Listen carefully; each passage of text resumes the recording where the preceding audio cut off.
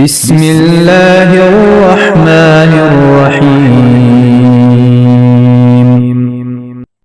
حضرت ابو موسیٰ رضی اللہ تعالیٰ عنہ بیان کرتے ہیں، رسول اللہ صلی اللہ علیہ وسلم نے فرمایا، قرآن کی تلاوت کرنے والا مومن نارنگی کی طرح ہے، اس کی خوشبو بھی اچھی ہے اور وہ خوش ذائقہ بھی ہے، اور قرآن کی تلاوت نہ کرنے والا مومن کھجور کی طرح ہے جس کی خوشبو نہیں لیکن اس کا ذائقہ شیریں ہے، اور قرآن نہ پڑھنے والے منافق کی مثال تمے کی طرح ہے جس کی خوشبو نہیں اور اس کا ذائقہ کڑوا ہے، جبکہ قرآن پڑھنے والا منافق نازبو کی طرح ہے جس کی خوشبو اچھی ہے اور ذائقہ کڑوا ہے۔ اور ایک روایت میں ہے، قرآن پڑھنے اور اس پر عمل کرنے والا مومن ترنجبین کی مثل ہے، جبکہ قرآن نہ پڑھنے والا لیکن اس پر عمل کرنے والا مومن کھجور کی طرح ہے۔ مشکات المصابیح حدیث نمبر 2114۔ حضرت عمر بن خطاب رضی اللہ تعالیٰ عنہ بیان کرتے ہیں، رسول اللہ صلی اللہ علیہ وسلم نے فرمایا، بے شک اللہ اس کتاب کے ذریعے کچھ لوگوں کو رفعت عطا فرماتا ہے اور کچھ لوگوں کو پستی کا شکار کر دیتا ہے۔ مشکات المصابیح حدیث نمبر 2115۔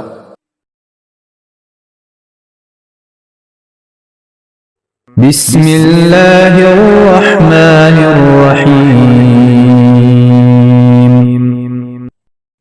حضرت عثمان رضی اللہ تعالیٰ عنہ بیان کرتے ہیں، رسول اللہ صلی اللہ علیہ وسلم نے فرمایا، تم میں سے بہترین شخص وہ ہے جس نے قرآن سیکھا اور دوسروں کو سکھایا۔ مشکات المصابیح حدیث نمبر 2109۔ حضرت عقبہ بن عامر رضی اللہ تعالیٰ عنہ بیان کرتے ہیں، رسول اللہ صلی اللہ علیہ وسلم تشریف لائے جبکہ ہم صفہ میں تھے۔ آپ صلی اللہ علیہ وسلم نے فرمایا، تم میں سے کون پسند کرتا ہے کہ وہ ہر روز صبح کے وقت وادی بطحان یا وادی عقیق جائے اور کسی گناہ اور قطع رحمی کا ارتکاب کیے بغیر وہاں سے بڑی کوہان والی 2 اونٹنیاں لے آئے؟ ہم نے عرض کیا، اللہ کے رسول، ہم سب اسے پسند کرتے ہیں۔ آپ نے فرمایا، تم میں سے کوئی صبح کے وقت مسجد کیوں نہیں آتا کہ وہ اللہ تعالیٰ کی کتاب سے 2 آیتیں سیکھے یا پڑھے؟ تو یہ اس کے لیے 2 اونٹنیوں سے بہتر ہے، اور 3 آیتیں اس کے لیے 3 اونٹنیوں سے اور 4 سے بہتر ہیں، اور وہ جتنی زیادہ ہوں گی وہ اتنی ہی اونٹنیوں سے بہتر ہوں گی۔ مشکات المصابیح حدیث نمبر 2110۔ حضرت ابو ہریرہ رضی اللہ تعالیٰ عنہ بیان کرتے ہیں، رسول اللہ صلی اللہ علیہ وسلم نے فرمایا کہ تم میں سے کوئی پسند کرتا ہے کہ جب وہ اپنے گھر جائے تو وہاں 3 بڑی موٹی تازہ حاملہ اونٹنیاں پائے؟ ہم نے عرض کیا، جی ہاں۔ آپ صلی اللہ علیہ وسلم نے فرمایا، تم میں سے کوئی شخص اپنی نماز میں 3 آیات پڑھتا ہے تو وہ 3 آیات اس کے لیے 3 موٹی تازی حاملہ اونٹنیوں سے بہتر ہیں۔ مشکات المصابیح حدیث نمبر 2111۔ حضرت عائشہ رضی اللہ تعالیٰ عنہ بیان کرتی ہیں، رسول اللہ صلی اللہ علیہ وسلم نے فرمایا، ماہر قرآن اطاعت گزار معزز لکھنے والے فرشتوں کے ساتھ ہوگا، اور جو شخص اٹک اٹک کر قرآن پڑھتا ہے اور وہ اس پر دشوار ہوتا ہے تو اس کے لیے دوہرا اجر ہوگا۔ مشکات المصابیح حدیث نمبر 2112۔ حضرت ابن عمر رضی اللہ تعالیٰ عنہ بیان کرتے ہیں، رسول اللہ صلی اللہ علیہ وسلم نے فرمایا، صرف 2 آدمیوں پر رشک کرنا جائز ہے، ایک وہ آدمی جسے اللہ نے قرآن کا علم عطا کیا ہو اور وہ دن رات اس کی تلاوت و عمل کا اہتمام کرتا ہو، اور ایک وہ آدمی جسے اللہ نے مال عطا کیا ہو اور وہ دن رات اس میں سے خرچ کرتا ہو۔ مشکات المصابیح حدیث نمبر 2113۔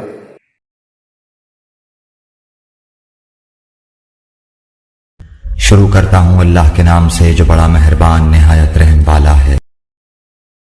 حضرت انس رضی اللہ تعالیٰ عنہ بیان کرتے ہیں، ایک آدمی آیا، اس نے عرض کیا، اللہ کے رسول، میں موجب حد والا عمل کر بیٹھا ہوں، لہذا آپ مجھ پر حد قائم فرمائیں۔ راوی بیان کرتے ہیں، آپ صلی اللہ علیہ وسلم نے اس سے اس عمل کے متعلق کچھ دریافت نہ کیا، اتنے میں نماز کا وقت ہو گیا تو اس نے رسول اللہ صلی اللہ علیہ وسلم کے ساتھ نماز پڑھی۔ جب نبی صلی اللہ علیہ وسلم نماز ادا کر چکے تو آدمی کھڑا ہوا اور عرض کیا، اللہ کے رسول، میں نے ایسا کام کیا ہے کہ حد کو پہنچ چکا ہوں، لہذا آپ میرے متعلق اللہ کا حکم نافذ فرمائے۔ آپ نے فرمایا، کیا تم نے ہمارے ساتھ نماز نہیں پڑھی؟ اس نے عرض کیا، جی ہاں۔ آپ صلی اللہ علیہ وسلم نے فرمایا، اللہ نے تمہارے گناہ یا تمہاری حد کو معاف فرما دیا۔ مشکات المصابیح حدیث نمبر 567۔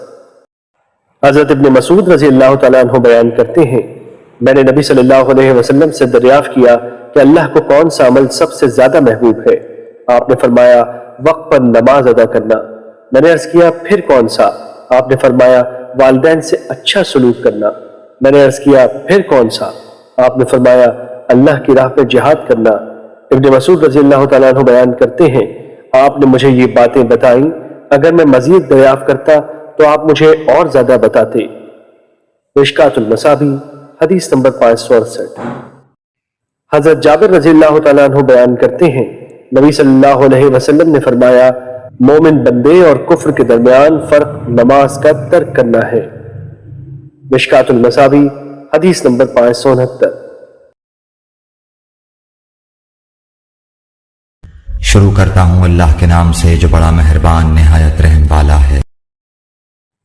عبد الرحمن بن عبداللہ بن دینار نے بیان کیا، ان سے ان کے والد نے، ان سے ابو صالح نے اور ان سے ابو ہریرہ رضی اللہ عنہ نے کہ رسول اللہ صلی اللہ علیہ وسلم نے فرمایا، جو شخص حلال کمائی سے ایک کھجور کے برابر صدقہ کرے اور اللہ تعالیٰ صرف حلال کمائی کے صدقے کو قبول کرتا ہے تو اللہ تعالیٰ اسے اپنے داہنے ہاتھ سے قبول کرتا ہے، پھر صدقہ کرنے والے کے فائدے کے لیے اس میں زیادتی کرتا ہے، بالکل اسی طرح جیسے کوئی اپنے جانور کے بچے کو کھلا پلا کر بڑھاتا ہے تاکہ اس کا صدقہ پہاڑ کے برابر ہو جاتا ہے۔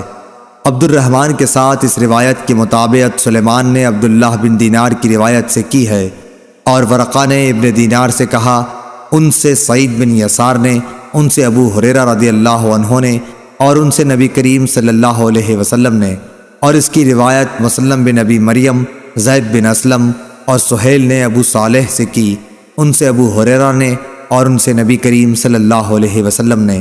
صحیح بخاری حدیث نمبر 1410۔ سعید بن خالد نے بیان کیا، انہوں نے کہا کہ میں نے حارثہ بن وہب رضی اللہ عنہ سے سنا، انہوں نے فرمایا کہ میں نے نبی کریم صلی اللہ علیہ وسلم سے سنا تھا کہ صدقہ کرو، ایک ایسا زمانہ بھی تم پر آنے والا ہے جب ایک شخص اپنے مال کا صدقہ لے کر نکلے گا اور کوئی اسے قبول کرنے والا نہیں پائے گا۔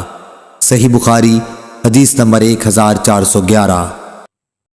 ابو زناد نے بیان کیا، ان سے عبد الرحمن بن حرمز اعرج نے اور ان سے ابو ہریرہ رضی اللہ عنہ نے کہ نبی کریم صلی اللہ علیہ وسلم نے فرمایا، قیامت آنے سے پہلے مال و دولت کی اس قدر کثرت ہو جائے گی اور لوگ اس قدر مالدار ہو جائیں گے کہ اس وقت صاحب مال کو اس کی فکر ہوگی کہ اس کی زکوٰۃ کون قبول کرے، اور اگر کسی کو دینا بھی چاہے گا تو اس کو یہ جواب ملے گا کہ مجھے اس کی حاجت نہیں ہے۔ صحیح بخاری حدیث نمبر 1412۔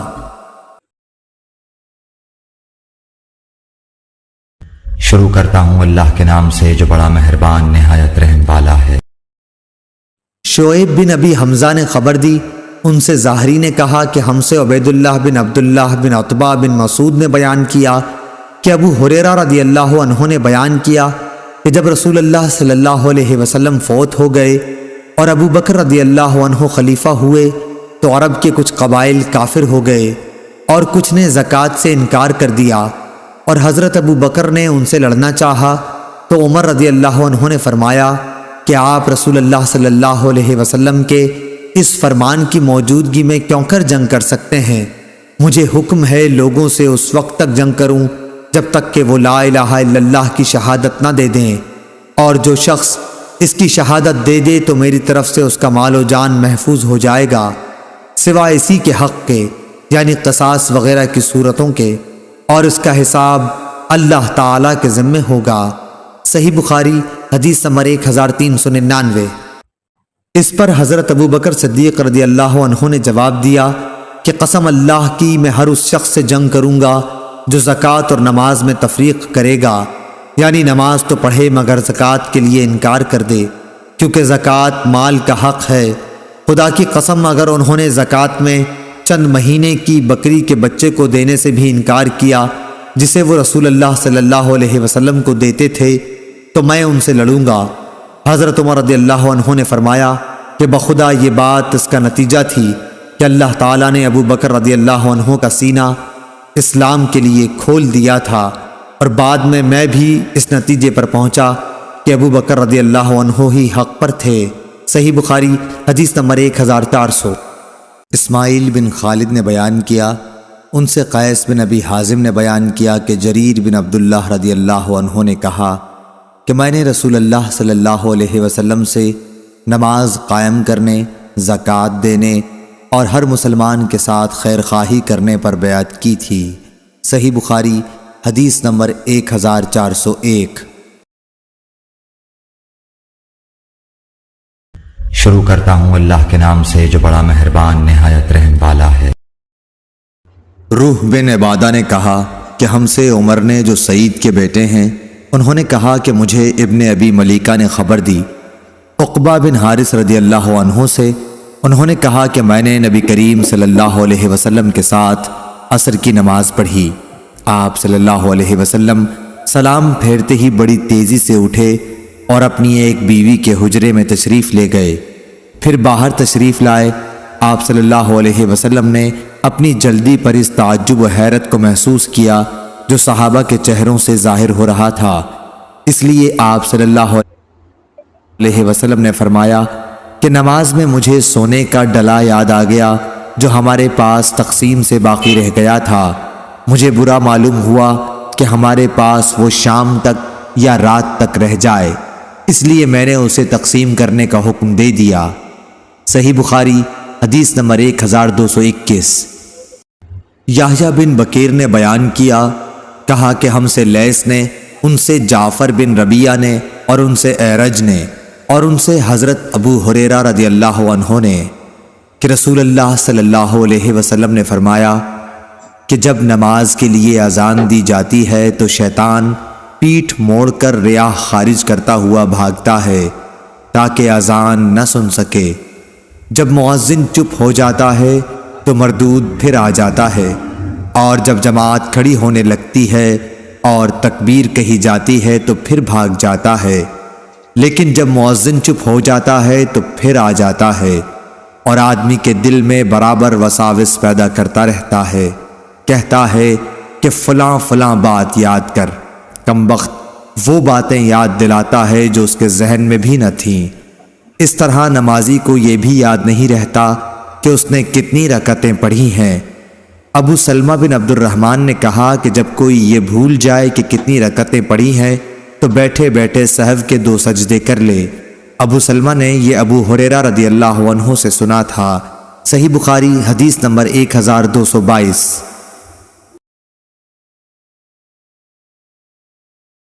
شروع کرتا ہوں اللہ کے نام سے جو بڑا مہربان نہایت رحم والا ہے۔ حضرت جریر بن عبداللہ رضی اللہ تعالیٰ عنہ بیان کرتے ہیں، رسول اللہ صلی اللہ علیہ وسلم نے فرمایا، جب کوئی صدقہ وصول کرنے والا تمہارے پاس آئے تو جب وہ تم سے واپس جائے تو اسے تم سے راضی ہونا چاہیے۔ مشکات المصابی حدیث نمبر 1776۔ حضرت عبداللہ بن ابی اوفی رضی اللہ تعالیٰ عنہ بیان کرتے ہیں، جب کوئی قوم نبی صلی اللہ علیہ وسلم کے پاس صدقہ لے کر آتی تو آپ دعا فرماتے، اے اللہ فلاں کی آل پر رحمت فرما۔ جب میرے والد صدقہ لے کر آپ کی خدمت میں حاضر ہوئے تو آپ صلی اللہ علیہ وسلم نے فرمایا، اے اللہ ابو اوفی کی آل پر رحمت فرما۔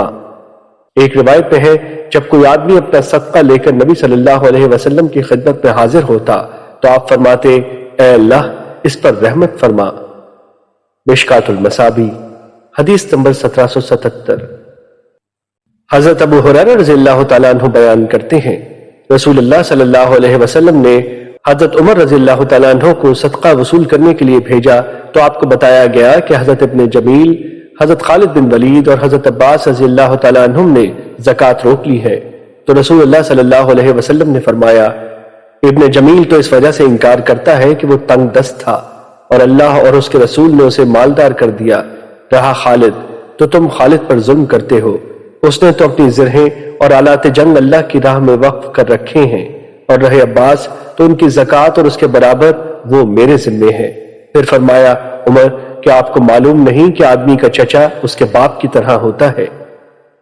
مشکات المصابی حدیث نمبر 1778۔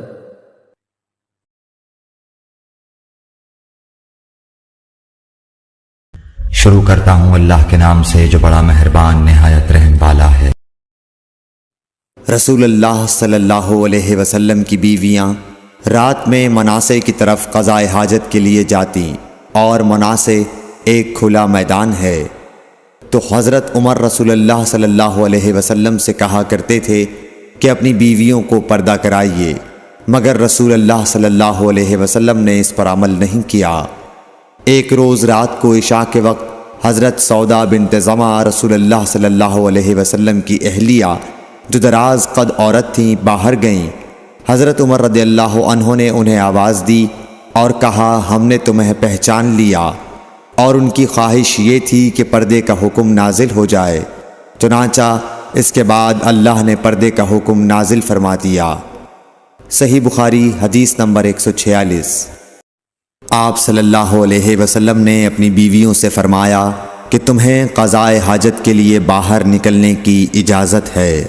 صحیح بخاری حدیث نمبر 147۔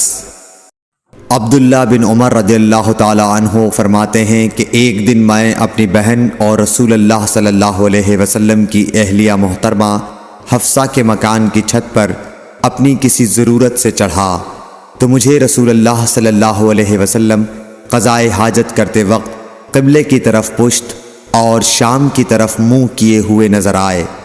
صحیح بخاری حدیث نمبر 148۔